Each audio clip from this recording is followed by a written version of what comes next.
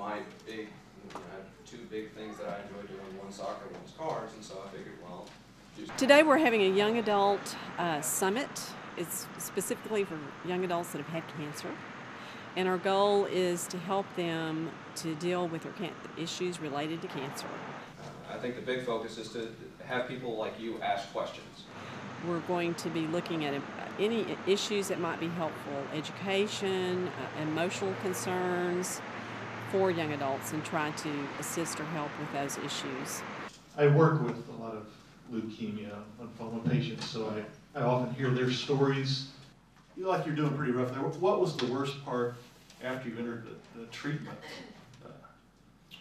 I'm here to speak at the Baylor Young Cancer Survivors Summit, to be able to speak to the younger generation about my battle and what I've done and how I got through and what I've done since is the most important, because really these people that have gone through cancer at a young age now have this gift. I call it a gift. I mean, it has been a gift for me to be able to take what they've learned from this battle and then use it to do good things in this world. He had never diagnosed anyone with cancer before. And so he sits down with me and he goes, I've got some test results for you. And he sits down and he goes, you have leukemia. And I'm like, whoa, what?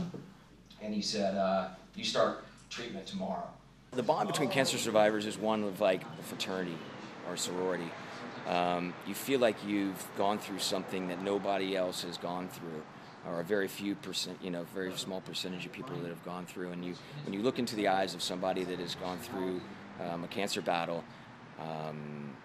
you just have this instant connection. I mean, all these barriers are broken down that we have in the regular world, and there's this instant bond of, yeah, I've been there, and yeah, I've been there, and it's almost unspoken words that you have with them, and they have a lot of the same thoughts, feelings, and emotions that you have, having gone through it around the world, somewhere else in the world, or a different kind of cancer. But it doesn't matter. It's that whole feeling of what your mind and your body goes through as you're, fighting cancer that, kind of bonds you together.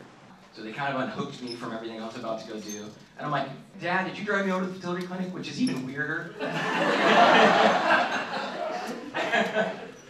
Today my message is living life to its fullest. I mean, whatever that means, whether it means being the best parent, the best daughter, the best brother, the best mother, starting a charity and doing great things, volunteering for a charity, school, whatever it may be, medical work, just living life. I mean, we get one shot at this.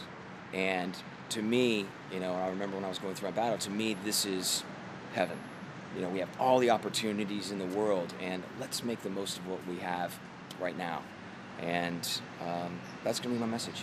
It just didn't fit, and that thought didn't fit, so I threw it out of my head, and I said, that's not going to happen to me. And I'm going to do everything I can, mentally, physically, emotionally, to survive.